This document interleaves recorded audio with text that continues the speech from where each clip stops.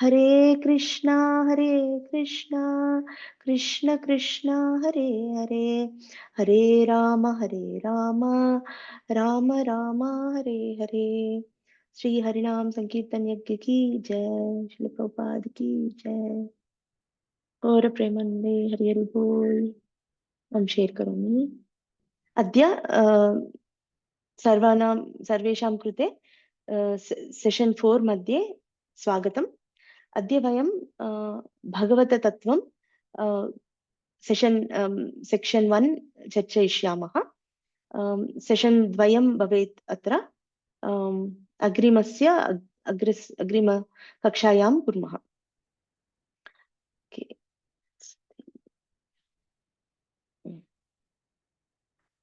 Okay, वयं कुत्र स्मः इति किञ्चित् चिन्तयामः। एतद् प्रणाली सिलेबस् आसीत् अस्माकं कृते, नाम एतत् सर्वं करणीयमिति चिन्तितम् आदौ। अतः वयं यावता until this time we finished, वयम् एतद् कंप्लीट कृतं। नाम आम्नायः तत्त्वं प्राह इति प्रमाणानि के अस्माकं अस्मिन् दर्शने, तेषु शब्दः एव अत्यधिक प्रामाण्यता वर्तते इति चर्चितं। वेदः नाम वेदः अपि तु उपनिषदः, अपि तु भागवतपुराण इतिहासाः, अपि तु दर्शने आचार्याः ये उक्तवन्तः तत् सर्वमपि प्रमाणमिति वयं चर्चितम्। इदानीम् अत्र अद्य वयं भगवत-तत्त्वमिति चर्चयिष्यामः। अत्र प्रथमं भवति इह परमः कृष्णः इति, हरिः परमः इति। एतत् द्वितीया विभक्त्याम् आसीत् श्लोकः तत्र, कारिका। अतः इह नाम अत्र हरिः परमः इति वयं चर्चयिष्यामः अद्य। इह हरिः परमः। कीदृश परम इत्युक्ते, हरिः नाम श्रीकृष्णः परमः। कीदृश इत्युक्ते सः एव परब्रह्म भवति, परं ब्रह्म और परब्रह्म भवति। यतोहि सः एव निर्गुणब्रह्मणः अपि तु परमात्मनः आधारः भवति। मारुति वदतु। इतोपि बहु अस्ति। बहु अस्ति। एकम् अन्यत् एक कक्षा भविष्यति अग्रे भगवत्-तत्त्वविषये।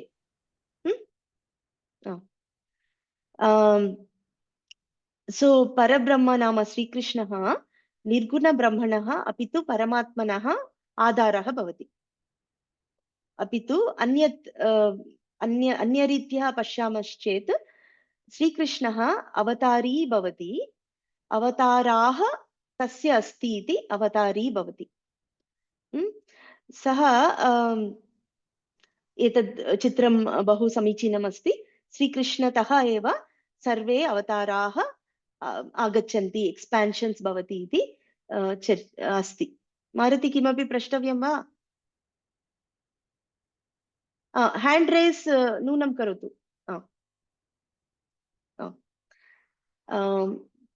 परतत्त्वस्य स्तरत्रयम् अस्ति। इंग्लिश मध्ये अहं नाम श्रुतवती, एतत् कथ्यते the three phases of absolute truth. The three phases नाम levels of realization of absolute truth. So संस्कृते अनुवादं कुर्मश्चेत् परतत्त्वस्य, absolute truth नाम परतत्त्वं, परतत्त्वस्य स्तरत्रयं नाम levels, 3 levels. सेम् एकमेव परतत्त्वं, absolute truth एकमेव, परन्तु बहुभिः बहुविधाभिः दृश्यन्ते। कथं भवति इति वयम् अद्य चर्चयिष्यामः। एतत् श्लोकः भवति, तत्र एषः श्लोकः तस्य विषये वदति, नाम स्तरत्रयविषये वदति। कोऽपि पठितुं शक्नोति वा? दीपक् पठतु. हरे कृष्ण माताजी. हरे कृष्ण. वदन्ति तत्त्वविदस्तत्त्वं यज्ञानमद्वयम् ब्रह्मेति परमात्मेति भगवानिति शब्द्यते. बहु सम्यक् पठितवान्. अत्र यज् ज्ञानम् अद्वयं ज्ञा भवति. वदन्ति तत्त्वविदस्तत्त्वं. सो तत्त्वं, तत् परतत्त्वं त्रिविधा शब्द्यते, नाम उच्यते. तमेव परतत्त्वमेव त्रिविधा उच्यते. एकं तु निर्गुणब्रह्म, अन्यत् तु परमात्मा, सम्पूर्ण परतत्त्वं भवति भगवान् इति. भावार्थः भवति. मारुति पठतु.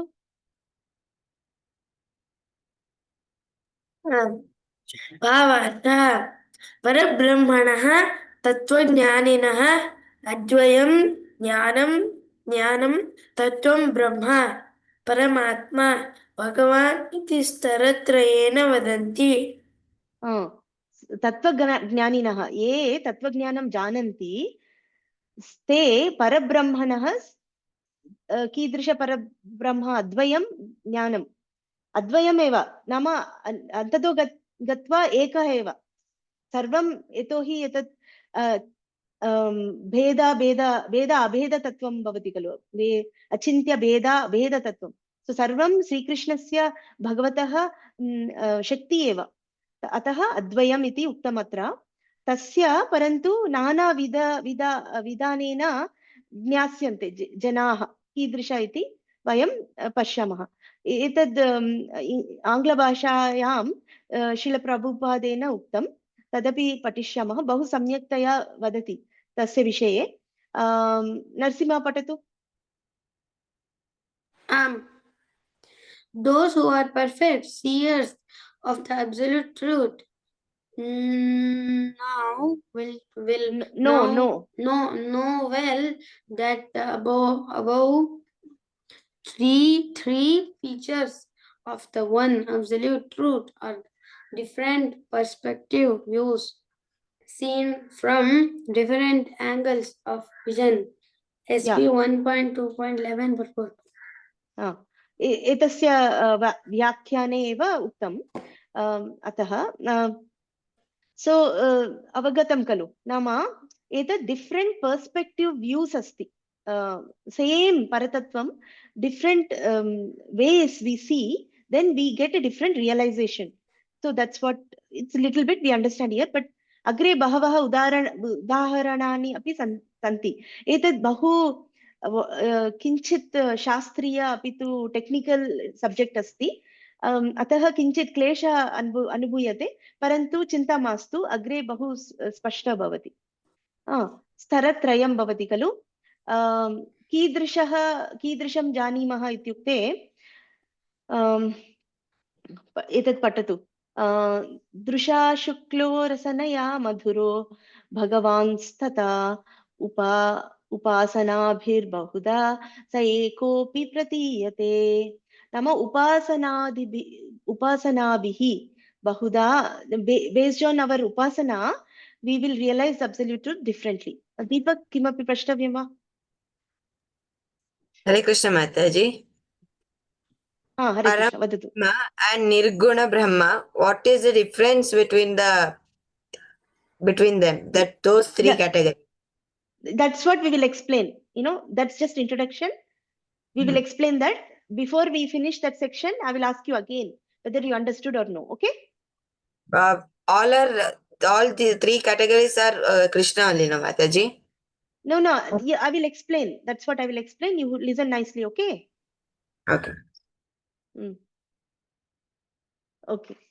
So bhavartah bhavati yata kshiradihi ekaheva. Kshiradihi nama milk and etc. Kshiradihi ekaheva indriyaihi nana gruhyate. By the senses, indriyai nama, with the senses, we see them differently. Drisha shuklaha means Oh, these two are coming together. Okay. With the eyes, Drisha Shuklaha. With the eyes, we see the milk as white. Rasanaya Madhuraha. With the tongue, we taste the milk as sweet. Understand? So same, Ekaha Kshira eva. Parantu Chakshusha vayam Shukla iti Jnasyamaha. Rasanaya nama Jihvaya vayam Madhuraha iti Jnasyamaha. Kalu. तथा एव एकः एव भगवान् उपासनादिभिः बहुभिः नाना गृह्यते एकः भगवान् एव परन्तु अस्माभिः किम् उपासनं पालयन्ति तद् आधारेण तस्य गुणगणाः अस्माभिः ज्ञातुं शक्नुमः यतोहि For example, Jnāninah santi. Jnāninah te Bhagavataha Shaktimeva upasyante. Nama Nirguna Brahma. Etad bhavati Nirguna Brahma. Nirguna Brahma nama Bhagavataha Shakti. Energy which sustains everything in this world and all the universes. All the universes. The plain energy and the qualities of Brahman will be discussed later. You know, what is that Brahman? We will discuss very clearly later. But at this point, Idanim, Brahma nama Bhagavataha Nirguna Shaktihi. Nama tasya gunaganaha kopi na bhavati. Nama akaraha va, nama qualities va kopi na bhavati. Kevalam Shakti. Yata Surya Rashmihi bhavati tata. Apitu Yoginaha Hrudayantastaha Paramatmanam Upasyante. Ataha ते किंचित व्यक्तिगत गुणगणान् ज्ञातुं शक्नुवन्ति ते नाम तस्य आकारः अस्ति चतुर्भुजः अस्ति किंचितिव नाम पर्सनल फीचर्स ज्ञातुं शक्नुवन्ति ते अपि तु अग्रिमस्तरे नाम highest level of realisation is भक्तानां कृते ते तेषां कृते भगवान् संपूर्ण तस्य स्वभावं व्यक्तीकरोति किमर्थं भक्तानां कृते एव इत्युक्ते श्रीकृष्णः भवति कथयति भगवद्गीतायां भक्त्या माम् अभिजानाति यावन् यश्चास्मि तत्त्वतः मां तत्त्वतः भक्त्या माम् एव ज्ञातुं शक्नोति किमर्थम् इत्युक्ते भक्ति एव नाम अनुसूयवे इति भगवान् वदति अनुसूयवे नाम नॉन एन्वियस अर्जुनं प्रति वदति भक्तोऽसि मे सखा चेति you are my devotee and you are my friend that's why I am revealing you all my glories एतत् कथयति नाम नॉन एन्वियस भवेत् सः भवति भक्तः नाम वयं आराध्यः कृते आराध्यस्य कृते कोऽपि एन्वी न भवति नाम एट्लीस्ट आदौ न भवति अग्रे गत्वा हृदय अन्तस्थः एन्वी बहिः आगच्छति तदपि भक्त्या निर्मूलयति भक्ति निर्मूलयति तद् अन्यत् भवति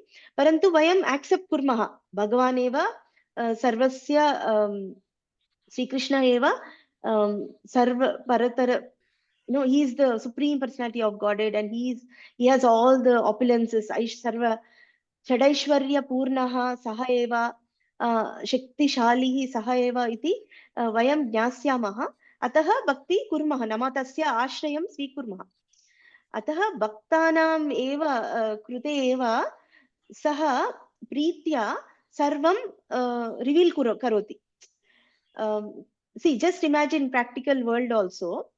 Let's say there is a one big officer, right, in big position like maybe prime minister or something, right, and if somebody is envious of that position and you go and tell I want to know about you, please tell me, and demand like that, will he tell?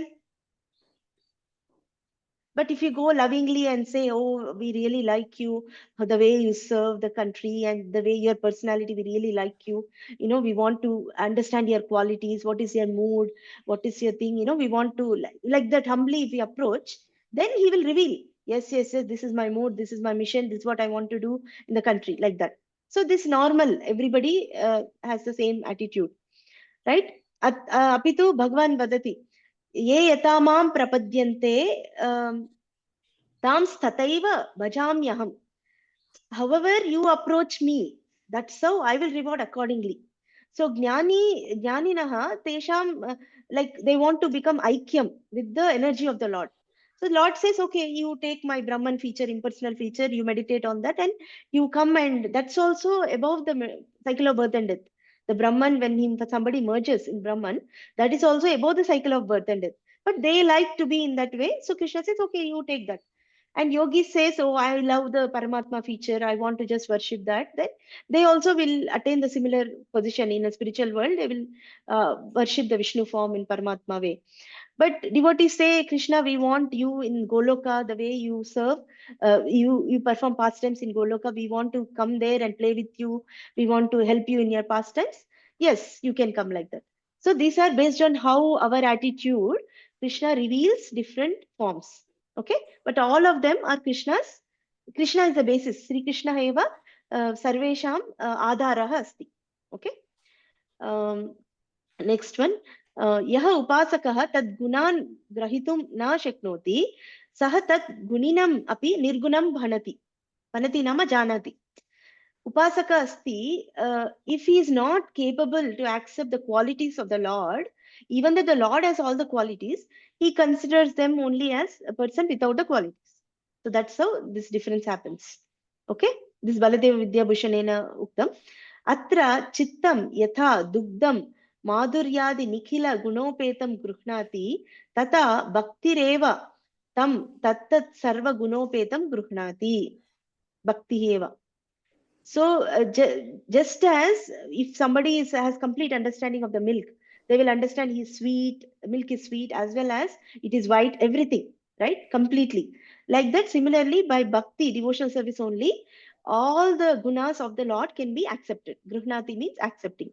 Okay. So it's clear, right? Why same Krishna people perceive differently? Is it clear a little bit? Okay. So agre gamishyamaha. स्तरत्रयम् अन्यत् उदाहरणं अहं चिन्तितवती नाम लौकिक उदाहरणे बहु समीचीनम् अवगन्तुम् इति विचिन्त्य नाम कोऽपि स्त्री अस्ति चिन्तयतु स स्त्री कोऽपि तस्याः शक्तिमेव जानाति नाम शक्तिं नाम तस्याः कोऽपि जलस्थानं नाम वेब्सैट् अस्ति तस्याः कोऽपि ग्रूप्स् भवति वाट्सप् ग्रूप्स् बहितः ते एतदेव जानन्ति ओ कोऽपि स्त्री नाम मम विषये एव चिन्तयतु श्यामला नाम ओ लाइट ऑफ गॉडेड इति वेबसाइट भवति तस्याः कोऽपि गणाः भवति इति बहितः एव चिन्तयन्ति नाम तस्याः शक्तिः नाम energy how she is expressing herself through her services, that's what they will see. But they will not know that she is actually such and such features of that person. They don't know, right? But then somebody who's a student in Gita group, we have students, te jananti, oh, sa shikshika asti, ta patitavati, patayati asti, पाठयन्ती अस्ति अपि तु तस्याः कोऽपि पुत्राः सन्ति इति किञ्चित् ज्ञातुं शक्नुवन्ति परन्तु अग्रे गत्वा तस्याः पति वा अपि तु पुत्राः वा बहु जानन्ति तस्याः विषये नाम सा माता अस्ति अपि तु तस्य गृहम् अस्ति कुत्र अस्ति गृहं सा कार्यं कुर्वती अस्ति अपि तु किं सा इच्छति किं न इच्छति तस्य कथं सा कुपितः भवति कथं सा सन्तुष्टः भवति एतत् सर्वं ज्ञातुं शक्नोति कः ज्ञातुं शक्नोति यस्य प्रेम प्रीति अस्ति नाम complete realization of that person खलु सो नाम एतद् श्यामला भवति सा एतदपि अस्ति नाम सा एव कृतवती सा अपि शिक्षिका अस्ति सा एव माता पत्नी अपि अस्ति खलु परन्तु बहुजनाः किञ्चित् एव ज्ञातुं शक्नोति परन्तु आत्मीयाः सर्वं ज्ञातुं शक्नोति अपि तु एतत् बाह्य न शरीरविषये एव अहम् उक्तवती परन्तु वयं तु जीवाः खलु नाम स्पिरिचुवल् तस्य द जीवस्य सिद्धस्वरूपं किम् इति कोऽपि न जानन्ति केवलं गुरु अपि तु कृष्ण एव जानन्ति ते न रिवील् कुर्वन्ति तदपि अस्ति किञ्चित् अवगतं वा Deepak? Okay. Hare Krishna. Anyat, you Can understood you a little once bit? say in English? Okay. So what I'm saying is, see, let's say there is one person called Śyāmalā, right? And she expresses her services in the form of energy, Shakti Nama energy. So she creates a website, she creates WhatsApp groups, right? So somebody from outside can see her as, oh, somebody is in charge of Light of Godhead website, somebody in charge of some groups. That's how much somebody can understand, only this much. But somebody comes as a student for her, then they'll understand that she's a teacher. She herself has taught, has learned some Sanskrit, and she is teaching now. And this is the way she teaches. She uses examples, and they know little bit more details about the personality of the person. Okay. But still, that's not a complete understanding of who she is. The husband or the children will understand that actually, she's a mother, she has certain desires, she becomes angry in certain ways, she likes this, she doesn't like this, she has a house, she has a work, she has future plan like this, she wants to do certain things. You see, all these details are known only by the intimate family members, right? Deepak, So understand? the same way that three Brahman, Yes, it will verify. yes, the same So way. how we understand? So we will how we'll approach Krishna will Yes. implement us. That's Mataji. Yes. So the people, jnanis, they like the impersonal Brahma, which that's what they will get. Similarly, 3 levels. And then Paramatma realization is little bit more personal realization. Yogis see that, right? And then complete realization of the Lord is the Bhagavan realization, where we see that Lord is in Goloka, Lord has friends, he has some play pastimes, he, like that. All this understanding is there. But all of them are Krishna's, Krishna is the basis for everything. Okay. How, that's also we'll see in later. How Krishna and Brahma are related, Nirguna Brahma, how Krishna and Paramatma are related, we are going to discuss later. Okay. This is just clarifying the 3 phases, which is actually a complicated subject. Okay. So now we are going to discuss about the Nirguna Brahma, Kimiti. Kim Tat Nirguna Brahma, the first part, the impersonal Brahman. Okay. So this is a definition given by Rupa Goswami, Shloka Rupena Vadati. Bhargavi Bhavati Patitum Shaknoti va? आम् ब्रह्म निर्धर्मकं वस्तु निर्विशेषम् अमूर्तिकम् इति सूर्योपमस्यास्य कथ्यते तत् प्रभोपमम्. So kim uchyate atra ityukte brahmanah gunaah ke iti. Nama brahma to nirguna eva parantu varnitum kinchit vaktavyam khalu tadeva. Nirguna nama differentiate kartum na shaknumah, qualities na bhavati tasya. So nirdharmakah nama tasya koi dharma eva na bhavanti, nama kopi like shuklam va, nama maduram va, etat gunaah na bhavanti. अपितु निर्विशेषं differentiate कर्तुं न शक्नुवन्ति. नाम एतद् वयं कर्तुं विशेषणं नाम किं, रक्तं फलम् इति कथ्यन्ते खलु.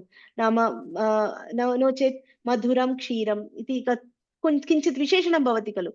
निर्गुण ब्रह्मणः कोऽपि विशेषणमपि न दातुं शक्नुमः. अमूर्तिकं नाम तस्य मूर्तिः फॉर्म न भविष्यति. एतत् सर्वम् एनर्जी. कथं जानीमः इत्युक्ते सूर्यः अस्ति खलु, रश्मयः सन्ति. sun and the sun rays. So the sun, if you assume sun globe, there are 3 levels actually: sun globe and the sun god actually who rules the sun globe. So the sun god, he stays in the sun globe, but when he travels, his rays spread all over the universe. So the rays are considered like the energy of the Lord, of the sun. Similarly, this whole universes and everything is sustained by the energy of the Lord, which is impersonal, which doesn't have any qualities, and that becomes the Nirguna Brahma. Okay. Surya Upama, nama Suryasya Upama karoti chet. Suryah Krishnah bhavati chet, tasya rashmayah Brahma निर्गुण ब्रह्मा भवति. प्रभा तस्य सूर्यस्य प्रभा निर्गुण ब्रह्मा भवति. यस्य प्रभा प्रभवतु अग्रि अन्यानि प्रमाणानि अपि सन्ति ब्रह्मसूत्रायाम् उक्तमस्ति ब्रह्मण चतुर्मुख ब्रह्मण यस्य प्रभवतः यस्य प्रभा तस्य निर्गुण ब्रह्म कथं कृष्णस्य नाम सम्बन्ध कृष्णः अपि तु निर्गुण ब्रह्मण सम्बन्ध किम् इत्युक्ते कः इत्युक्ते सम्बन्धः निर्गुण ब्रह्म कृष्णस्य bodily effulgence प्रभा एव यस्य प्रभा कृष्णस्य bodily effulgence एव ब्रह्म निर्गुण ब्रह्म अतः एव वयम् आकाशं नीलं पश्यामः किमर्थं नीलम् अस्ति आकाशम् इत्युक्ते कृष्णः नीलवर्णीयः खलु जानन्ति वा इदानीं कृष्णस्य देहः नीलवर्णीयः अतः तस्य एफल्जेन्स् अपि नीलवर्णीयः भवति खलु अतः आकाशं नीलवर्णीयः भास्यते अपि तु ब्रह्मणो हि प्रतिष्ठाहम् इति भगवद्गीतायाम् उक्तमस्ति प्रतिष्ठा नाम आधारः ब्रह्मणः इण्डीड् सर्टन्लि अहमेव प्रतिष्ठा आधारः इति उक्तम् अपि तु एक्चुअली वैष्णवसम्प्रदायेषु निर्गुणब्रह्मणः उपासना विषये बहु न उच्यते यतोहि तद् impersonal भवति वैष्णवानां कृते तु भक्तिः करणं नाम भगवतः सेवा एव प्राथमिकतया इच्छन्ति अतः जीवगोस्वामी अपि 6 सन्दर्भाः लिखितवान् परन्तु तस्य परमात्मा सन्दर्भ लिखितवान् भगवत् सन्दर्भ लिखितवान्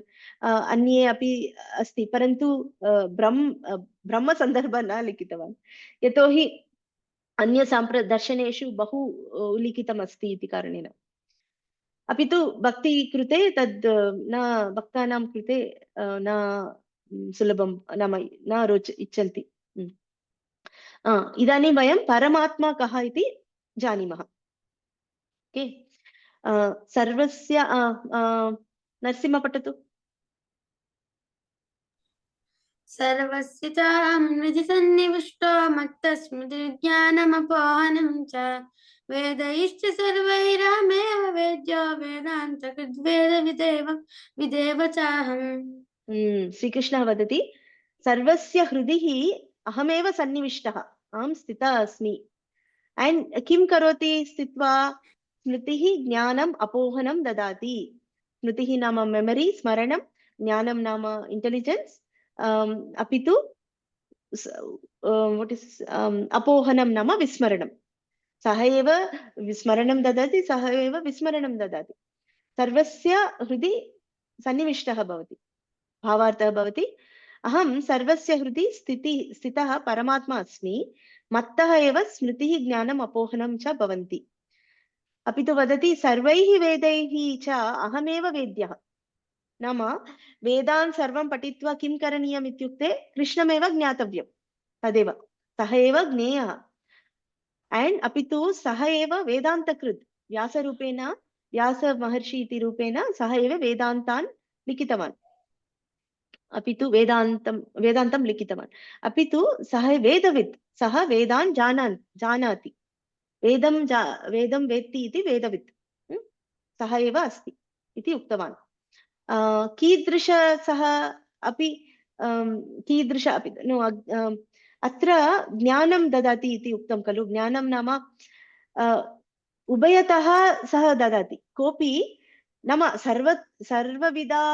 सर्वविधेन ददाति ज्ञानं नाम कोऽपि एथेइस्ट् अस्ति तस्य भगवतः निन्दां कर्तुम् इच्छति नाम भगवान् एव नास्ति इति वक्तुं सः इच्छति तस्य ज्ञानमपि भगवान् एव ददाति कोऽपि नाम भोगी भवति नाम संसारे बहु भोक्तुम् इच्छति तस्य अपि ज्ञानं सः एव ददाति कुत्र गन्तव्यं कुत्र बहु आनन्दं प्राप्तव्यं केषां केभ्यः कैः सह संगति प्राप्तव्यम् एतत् सर्वं सः एव डायरेक्ट करोति एतत् अस्माकं के इच्छाः सन्ति तद् आधारीकृत्वा सः अस्मान् प्रेरयति, परन्तु परमात्मा बहु न्यूट्रल् भवति। नाम यद्वयम् इच्छामः, कर्म, based on our karma and based on our desires, the Lord sanctions. That's what we will see in the next one actually. Paramatma कीदृश इत्युक्ते एकं तु शृण्वतां स्वकथा Krishna.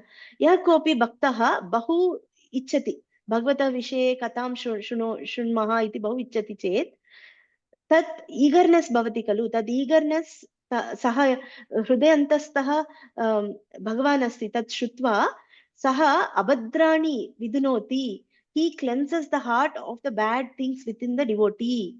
So Sri Krishna becomes our what to say, he is like our what to say, what is that machine, the machine which cleans the house, right? I forgot the English name. So he cleanses the heart of the dirty things, right? Based on the eagerness we have to hear about his own katha. So that's one thing the Paramatma does within the heart. Okay. Another one, say other shloka is also there. He is Upadrashta. Upadrashta nama is overseer, Sakshi. So whatever we do, we may think, Kopi chintayati, ho kopi na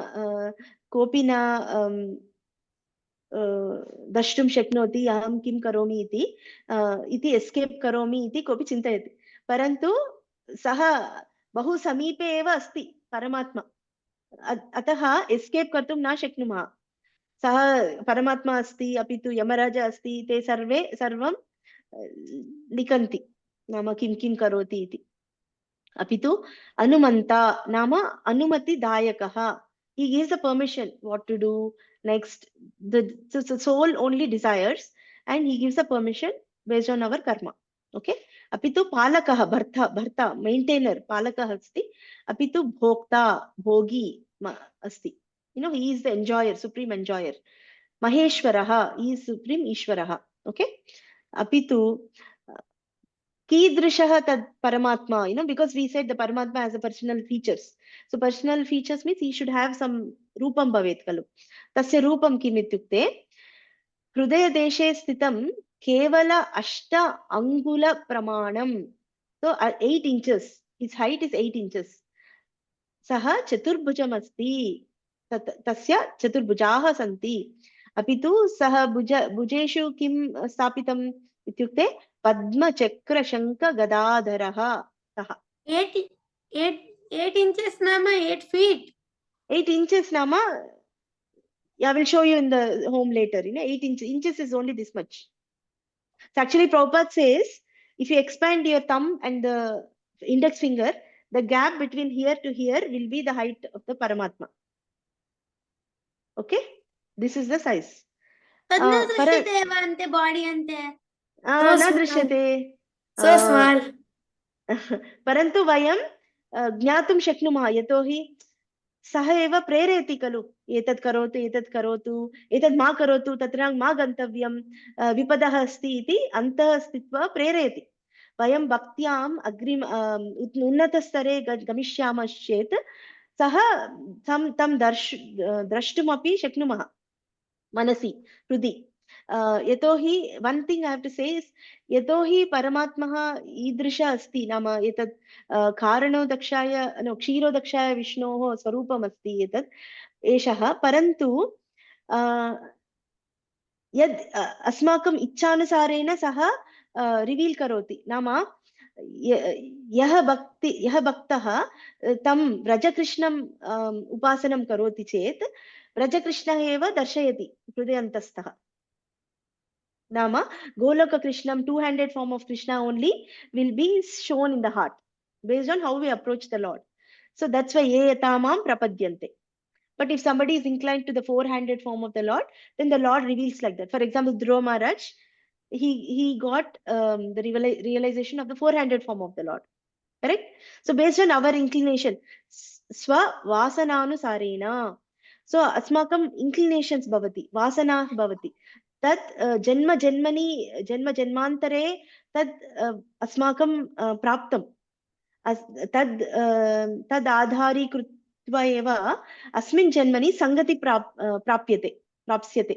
नाम केश वैष्णवानां वा नो चेत् किमपि निर्गुण ज्ञानिनः वा नो चेत् योगिनः वा सङ्गति प्राप्स्यन्ते यतोहि जन्म जन्मान्तरे अस्माकं तत् संस्काराः अपि तु inclinations वासनाः we have developed based on our inclinations and desires, based on the association of the people in the previous lives.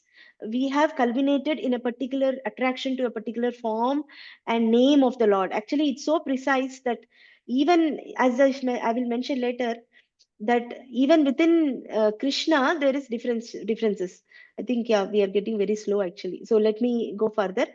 Apitu तेषां सततयुक्तानां ददामि बुद्धियोगं हृदि स्थित्वा बुद्धियोगं ददाति नाम ज्ञानं ददाति कथं तं प्राप्तुं शक्नोति इति कथं कृष्णं प्राप्तुं शक्नोति इति ज्ञानं ददाति कृष्णः एव अपि तु आत्मभावस्थ नाम he is situated in atma he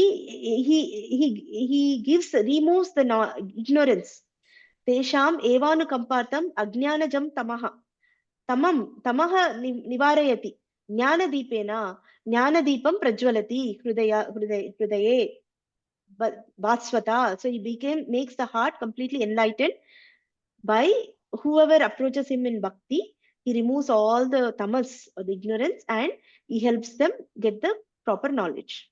Okay, next one. I think still we are doing this is a very important point. This is given in Bhagavatam also, as well as it's also given in the Shvetashvatara उपनिषद तत्र एतद् वयं न okay Suparna सीमा भगिनी पठितुं शक्नोति वा?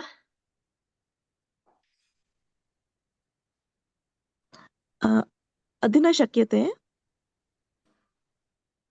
न शक्यते. ओके सुपर्णावेतौ सदृशौ सखायौ यदृच्छयैतौ कृतनीडौ च वृक्षे एतस्योः एकस्तयोः खादति एकः तयोः खादति पिप्पलान्नम् अन्यो निरान्नोऽपि फलेन भूयान्.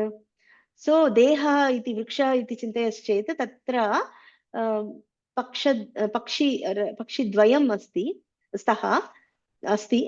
द्वयं के ते इत्युक्ते पक्षिणौ एतौ सुपर्णौ पक्षिणौ sadrushau both are similar. One is the Lord and one is the jiva. Okay, sadrushau kimartam sadrushau ityukte chitrupatvat. Both of them are conscious, right? That's why they both are sadrushau.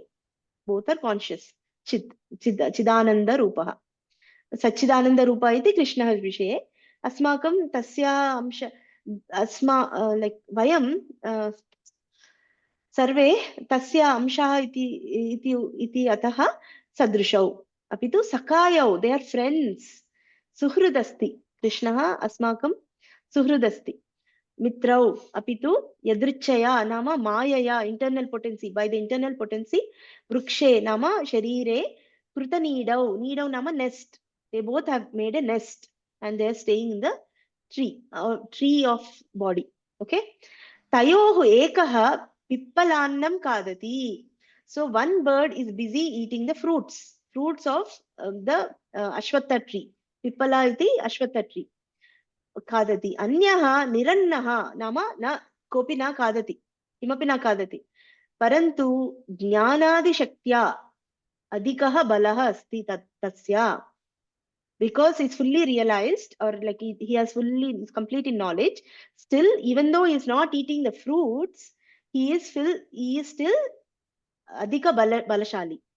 Okay, so the Krishna is so kind that every life of all the living entities, he comes as a super soul Paramatma with us to help guide how to fulfill our desires.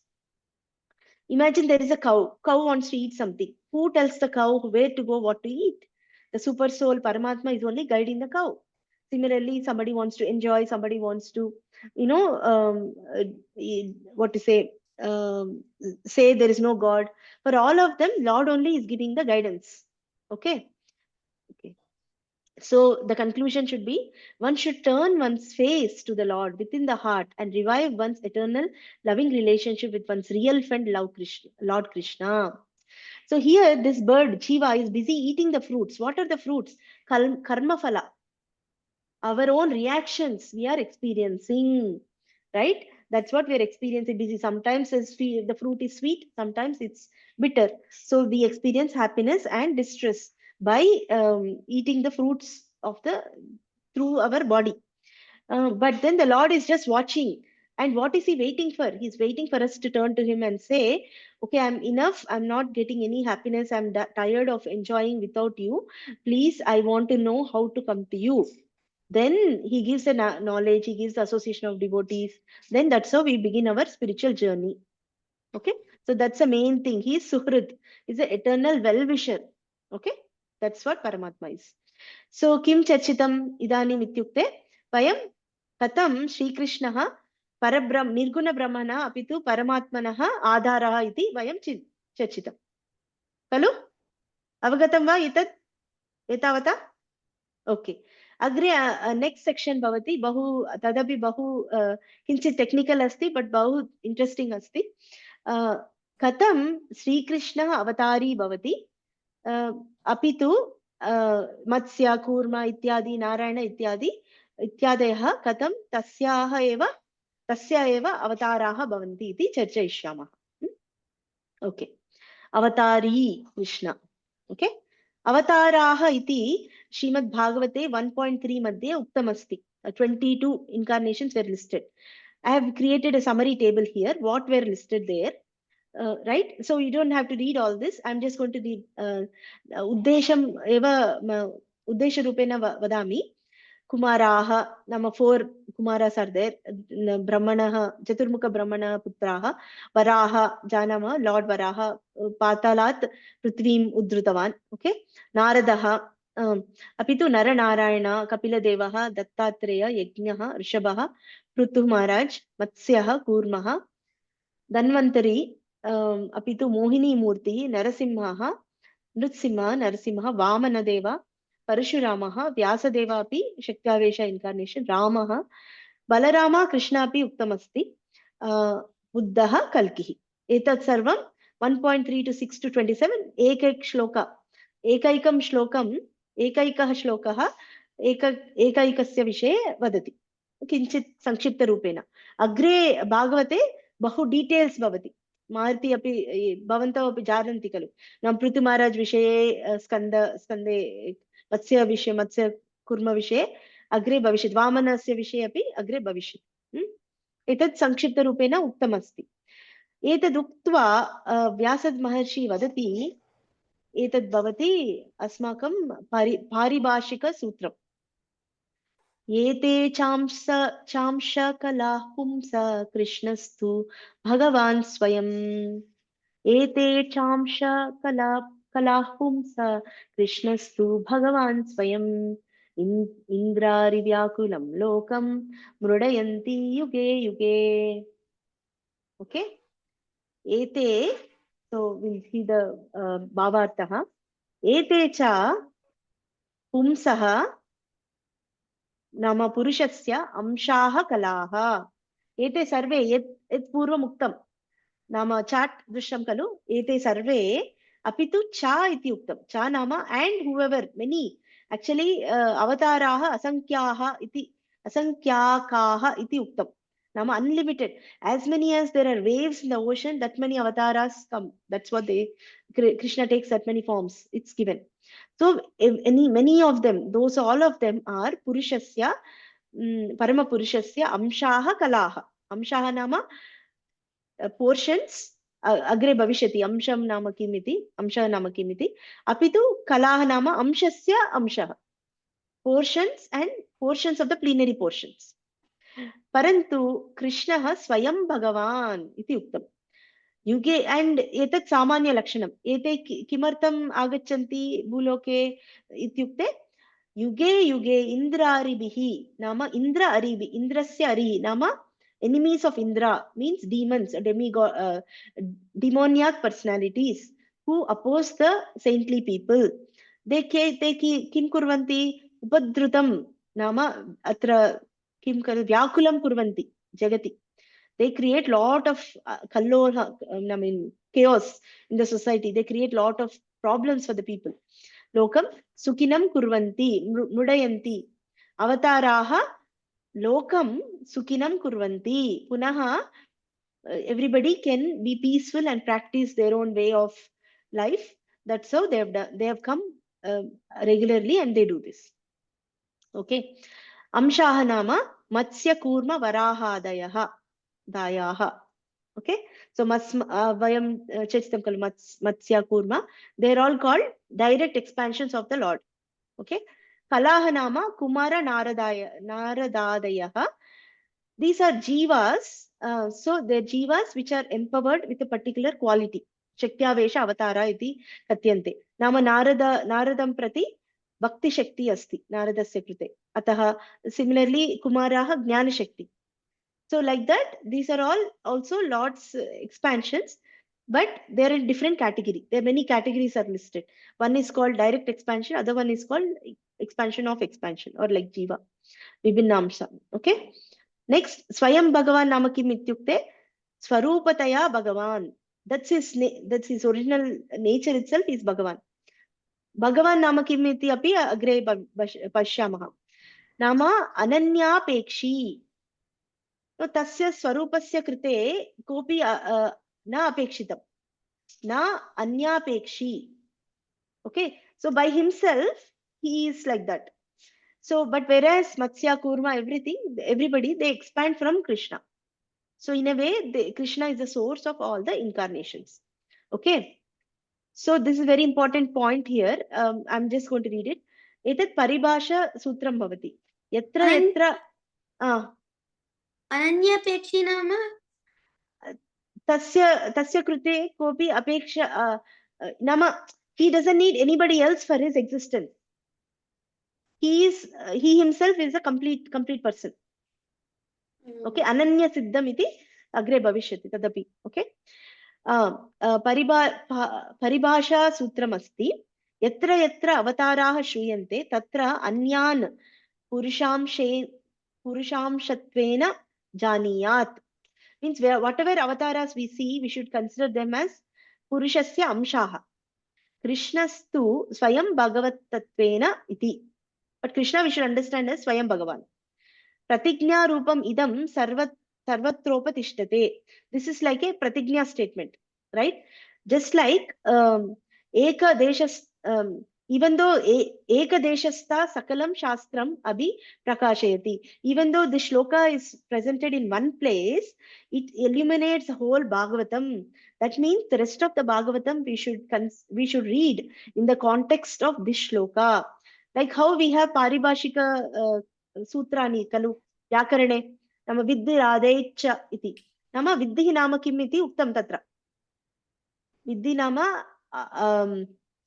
at I ouch kalu. So that's a definition. Wherever later in vyakarana vriddhi comes, then you know this means it's all of this. Correct?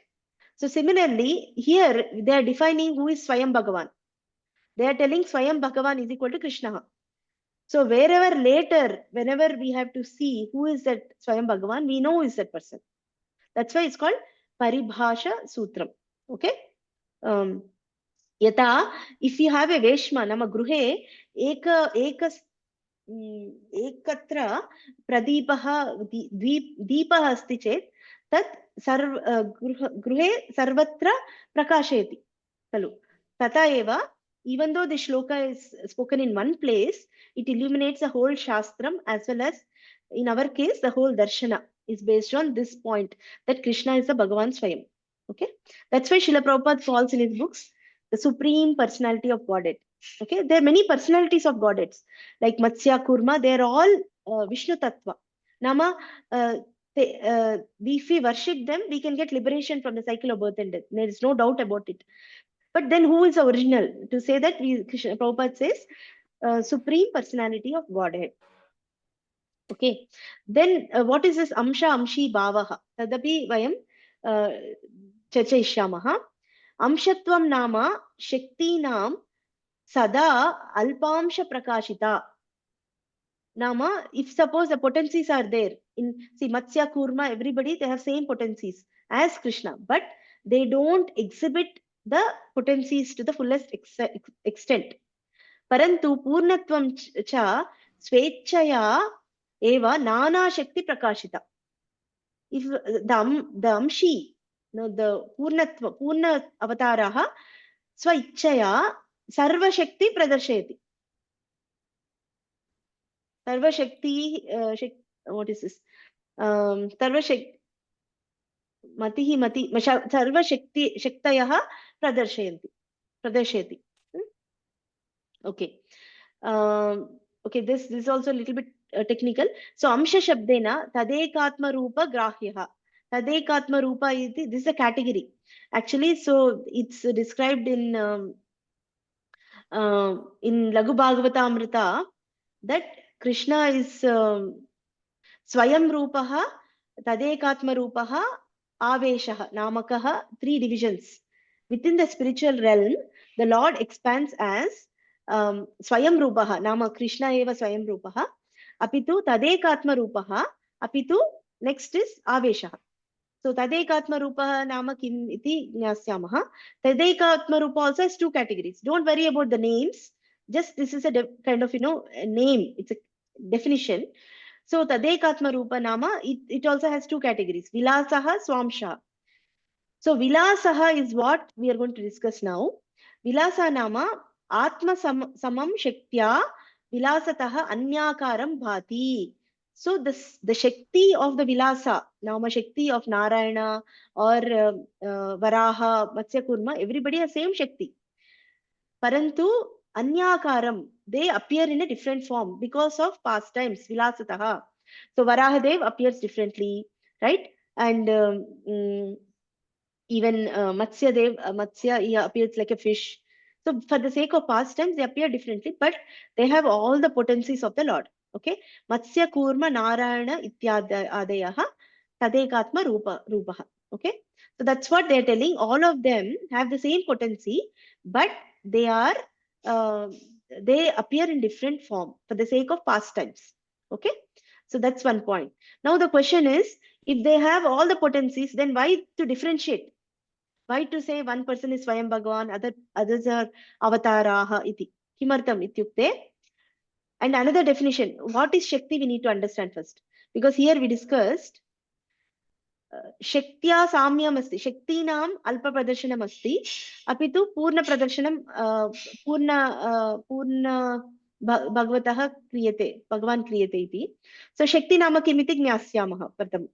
Shakti nama etat Parashara Munina Uktam Vishnu Purane Aishwaryasya Samagrasya Dharmasya Yashasah Shriyah Jnana Vairagyasya Cha Eva Shannam Bhaga Itingana iti.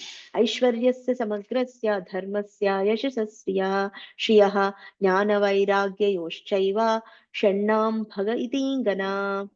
So Bhaga, we say Bhagavan Kalu. Bhagavan has Bhagas. So what are the Bhagas? Bhagas are Samagra Aishwaryam. That's one. There are 6 of them. These are called 6 opulence. Shadaishwarya Purnaha iti vadanti kalu. Shad Aishwarya. Kete Shad Aishwaryaha ityukte pratamam Samagra Aishwaryaha. Okay? Samagram Aishwaryam. Second one, Dharmaha. Nama, full religiosity, complete religiosity. Kirtihi, Yashasaha, Kirtihi, Shriyaha nama beauty, Saundaryam, Apitu Jnanam, Sampurna Jnanam, Vairagyam, renunciation api. Etat sarvam, ete sarve Bhaga iti katyante. Yaha Bhagan Purnataya prapnoti, Apitu Nityataya prapnoti, Matu pratyayena Bhagavan bhavati. Bhagavat. Correct? Bhaga plus Vat. Bhagaha asya asti iti Bhagavat.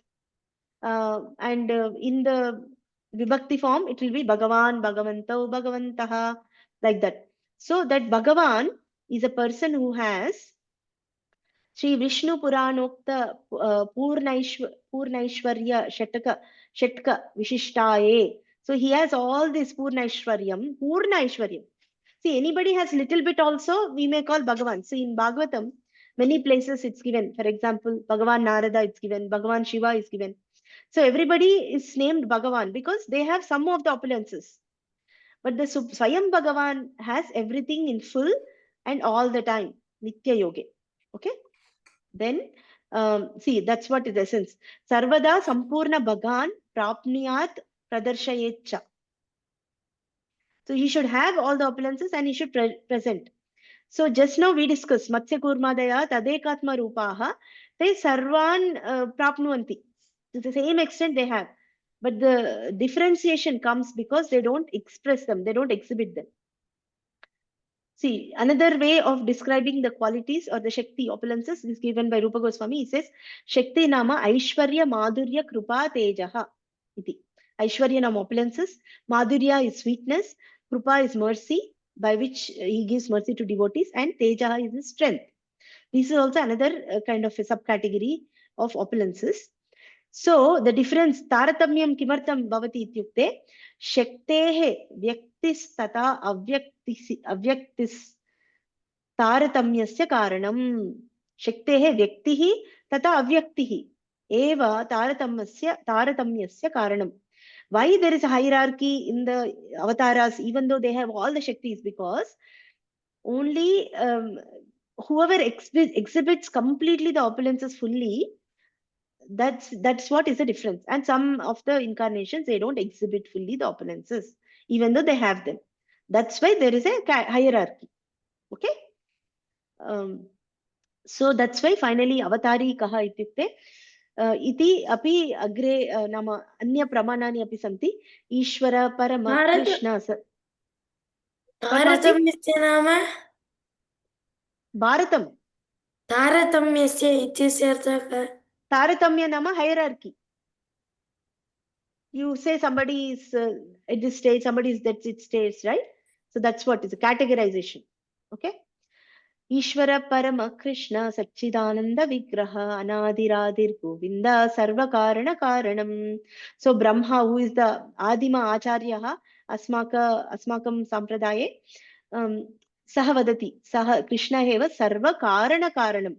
He is a root cause of everything. Okay. And Saha Paramaha Asti, Parama Ishvara Asti. Apitu Arjuna Vadati Param Brahma Param Dama Pavitram Paramam Bhavan. Etad references Dattavati. Like whoever is interested, they can go and study deeply. Apitu, this is a verse today we will cover. Asamordhvam Ananya Siddham iti uktam. Asamordhvam nama na samordhvam. Sama na tasya samaha kopi nasti. Tasya urdhvam kopi nasti. Nama tasya adhikataya kopi nasti. Avagatam vakalu. Na samordhvam. Tasya samaha kopi nasti. Tasya upari kopi nasti. Asamordhvam. Apitu ananya siddham. Na anya siddham. So swataha siddham. Saha. Okay. Aham sarvasya prabho mattas sarvam pravartate. Vaktum shaknoti va Narasimha? आम् अहं सर्वस्य प्रभवो मत्तः सर्वं प्रवर्तते इति मत्वा भजन्ते मां बुधा भावसमन्विताः. Okay, next. Maruti, you tell. Matta.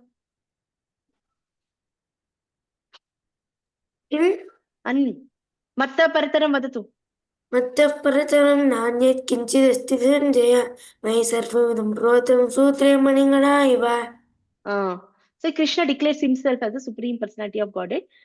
Apitu etad bhavati. Yajanti tvanmayastvam vai bahumurtyaika murtikam. So people worship Krishna as bahumurtyaika murtikam. Tasya bahumurtayah santi. Parantu ekah eva murti. Samurt ekah eva iti. That explanation is given here. Bahumurtyeka murtikam iti. Bahavaha bahvyoh murtayah yasmat saha bahumurtihi. Okay. This is Bahuvriya Samasa. Bahumurti nama yasya bahavaha murtayah santi. Okay. Yasmat bahavaha murtayah agachanti. Śrī Narayana saha bahumurti. Saha nama Śrī Narayana eka pradana murti yasya saha Śrī Kṛṣṇaḥ. यस्य प्रधानमूर्ति नारायण भवति सः एव श्रीकृष्णः तं यजन्ति इति उक्तमस्ति तत्र. ओके, किं चर्चितम् अधुना? एतत् सर्वं चर्चितं नाम कथं परब्रह्मणः ब्रह्मा श्रीकृष्ण एव निर्गुणब्रह्मणः अपि तु परमात्मनः आधारः, अपि तु अवताराः अपि सन्ति शक्त्या सममेव, परन्तु प्रदर्शनं न कुर्वन्ति, अतः अवताराः भवन्ति, परन्तु मूल अवतारी श्रीकृष्णः भवति इति चर्चितम्. अपि तु if you want to extend this hierarchy little further, this is like extra thing which I wanted to share. There is a difference in hierarchy, a difference in Krishna also, just in Krishna. So that's what is interesting. We'll just wrap it up in 2 minutes. Krishne taratamyam asti. कीदृश इत्युक्ते व्रजे कृष्ण सर्वैश्वर्य प्रकाशे पूर्णतमा पूरी द्वये परव्योमे पूर्णतर पूर्णा.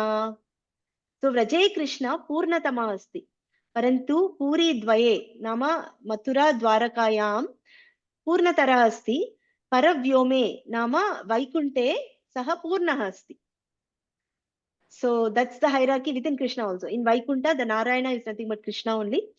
So he doesn't exhibit full opulences. Dwaraka, Mathura, Purnatarah asti, and Vraje, Purnatama asti. Vayam Vyakarane Charchitam Kalu. Nama Spotatarah, so Spotatamaha, Spotaha iti. Tavadeva Tadritya eva baste. Kimartam किम् अधिकम् अस्ति व्रजे कृष्ण इत्युक्ते अग्रिमकक्षायां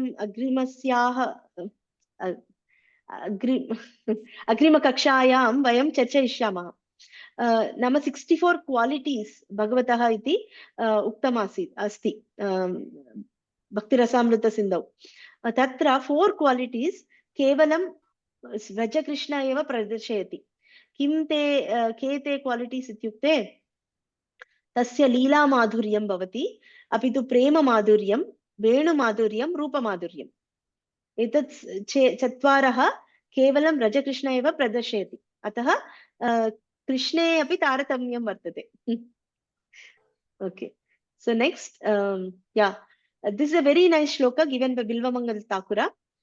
Santu avataraah bhavah pushkaranaabhasya sarvato badraah कृष्णादन्य को वा लतासु अपि प्रेमदा भवति. So बहवः अवताराः सन्ति पुष्करनाभस्य, नाम whose navel is like a lotus. बहवः अवताराः तस्य, सर्वे भद्राः, नाम everything is very auspicious, all the incarnations are auspicious. परन्तु कृष्णाद् अन्यः को वा लतासु अपि प्रेम ददाति. So कृष्णः यदा वृन्दावने गच्छति चेत् लताः अपि तं नाम बेण्ड् कृत्वा तं तस्य पादौ स्पर्शति, तदा सः टच् करोति. तस्य टच् स्पर्शेन एव तस्यां प्रेम उद्भूयते.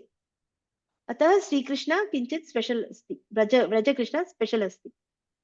भारती, किमपि प्रष्टव्यं वा? चित्रं बहु सम्यक् अस्ति. श्रीकृष्णः बहु लीलाः कुर्वन् अस्ति. अत्र एतद् अजामिलायाः नाम अगासुरायाः लीला अस्ति. अत्र कृष्णस्य गो बहु इष्टमस्ति. cows, Krishna loves cows. He wears peacock feather, all these things. Okay, so next, this is the final thing for Gopala-tapani Upanishad vadati. Tasmad Krishna eva paradeva tam dhyayet tam rasayet tam bhajet tam yajet eko vashi sarvagah Krishna idyaha ekopi sanyo bhuda vibhati. So therefore Gopala-tapani Upanishad says Paradeva Krishna tam eva dhyayet, meditate only on him. Tam eva rasayet, experience rasa with him. Bhajet, you do devotional service to him. Yajet, you yaja means yagya, you do yagya for him. Then vashi, ekaha vashi. Vashi nama, actually 2 meanings are there. Vashi means he's actually he can control his senses, jitendriyaha, apitu vashi nama, he is submissive to his devotees. When it comes to love, Krishna loves to become submissive to his devotees, like how he allowed himself to be tied by Mother Yashoda during Damodar Leela pastime. And sometimes the gopis, they chastise Krishna because out of love, intimacy, Krishna loves to be under their control, right? That's why he is Vashi. Apitu idyaha means worship him, right? Ekaha api, even though he is Bahuda Vibhati, that's what we have seen. Brahman, Paramatma, Bhagavan, right? Even though he is one, everybody sees him differently. Okay? So then we'll come to the final dhyanam. कोऽपि प्रश्नाः वा विमर्शाः वा सन्ति वा? भार्गवी भगिनी वा सीमा भगिनी? कोऽपि न. Okay. Maybe Seema is not able to talk. Okay. So then we'll go to today's dhyanam. Okay. Bhargavi Bhagini Bhavati eva patatu. कोऽप्यस्तमः किमचरन् यद् मुष्यरूपं लावण्यसारम् असमोर्ध्वम् अनन्यसिद्धिं सिद्धं दृग्भिः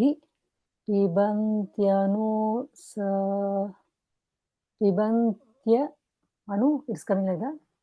Pibanti pibanti anu savabhinavam durapam ekantadhama yashasah sriya aishwarasya. Okay. Gopyasthapa kimacharanyadamushya rupam lavanyasaram asamordhvam ananya siddham drukpibantyanusavabhinavam durapam ekantadama yashasa shri aishwarasya. So this is given spoken by the ladies from Mathura, saying how glorious are the gopis in Braja who drink from their eyes the nectar of Lord's form. Amushya rupam iti. So they are actually saying, they are so fortunate gopis who all the time they like to see Krishna's form. It's another shloka is given where it's said that Śrī Kṛṣṇasya tanuhu gopinam nayanotpalarchita tanuhu iti. His body is worshipped by the lotus flowers of the gopis' eyes. So they just love to see him. Every small thing he does, they're mesmerized by him. The way he puts his peacock feather, the way he walks, the way he talks, the way he jokes, everything, they are very enchanted. They give their hearts to Krishna because of his special qualities. Okay, so then we will discuss the Bhavartha here. Bhavartha Gopyaha kim tapaha acharitavatyah येन तपसा अस्य कृष्णस्य सौन्दर्यामृतं रूपं दुग्भिः पिबन्ति. ईदृशं तस्य रूपम् इत्युक्ते लावण्यसारं. लावण्यं नाम लव्लीनेस्. लावण्यस्य अपि यः सारः अस्ति तत् स्वरूपमेव एतत्. तस्य रूपं is a personification of loveliness, and the essence of the loveliness actually. Okay, so that's how his form is. Asamordhvam etad rupasya samaveta rupam nama equal samarupam kwapi nasti kim uta adhikam nama tasya rupasya samyam kopi na dharati apitu tasya adhikam saundaryam kutra prapniyat kimuta iti nyayah bhavati etad tadritya uktam asti atra. Apitu ananya siddham नाम कुतः सकाशात् प्राप्तम् एतद् रूपम् इत्युक्ते अस्मिन् एतत् स्वाभाविकम्. His form is natural. That is his form. It's natural for him. He didn't get from other place. Ananya siddham. He didn't get from other person. Anusava abhinavam. Ekavaram pashyati chet na alam kim. Okay, Krishna is so beautiful. So, okay, I will see one time. So is it enough? Say no, pratikshana nutanam.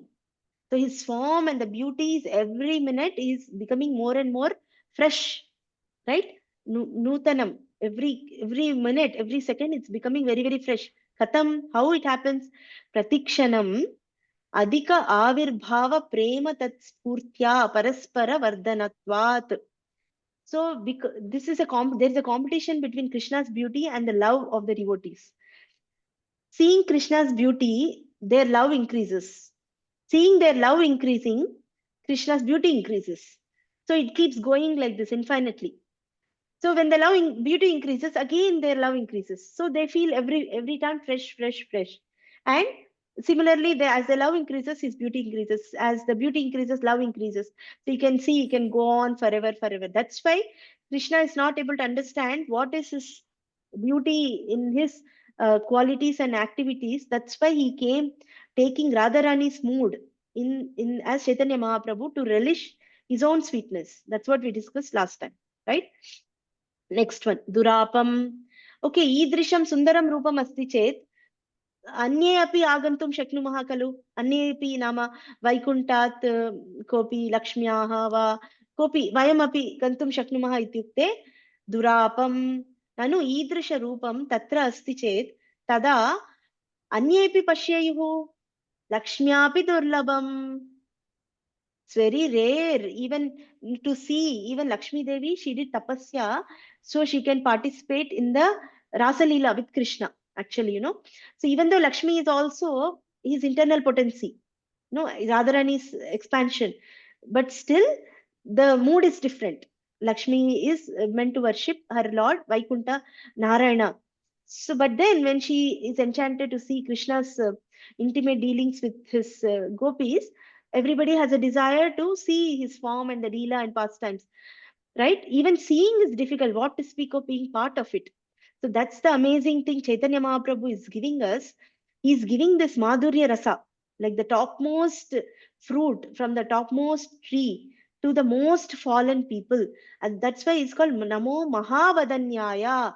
So forget about seeing Krishna like this. That's so impossible for anybody, even Lakshmi. We are given a chance by following just by Harinam Sankirtana, we can purify our heart and eventually realize our spiritual nature, what is our original Siddha Swarupa, and understand, and participate after we die, when we realize our full Siddha Swarupa. Directly, if Krishna wishes, he can make us part of his Leela. Imagine, that is only available in this Kali Yuga, because Krishna comes only once in a day of Brahma, in the middle of the day. Vaivashvata Manu. Only that time Krishna personally comes. Swayam Bhagavan comes. And that Kali Yuga, the Swayam Chaitanya Mahaprabhu comes. Only he inaugurates the Yuga Dharma and Allah gives the chance for people to go participate in the intimate pastimes. Of course, he gave 4 rasas: Saktya, Dasya, Madhurya, and Vatsalya. Right? That we will discuss in the Bhakti-tattva. अपितु यशसः श्रियः ऐश्वरस्य एकान्तधाम सत्कीर्तेः लक्ष्म्याः यशसः नाम सत्कीर्तेः लक्ष्म्याः श्रियः नाम लक्ष्म्याः opulence as well as Lakshmis or beauty bhaga ऐश्वर्यस्य नाम भग शब्दादि वाच्यस्य. We discussed what are the 6 bhagas. वाच्यस्य अव्यभिचारी स्थानम. एकान्तधाम नाम all these opulences are inherent in him. They never go away from him. That's part of his personality. His fame, his beauty, and all the opulences we discussed as Shad Aishwaryaha. That sarvam avyabhichari rupena tasmineva tishtanti. Okay?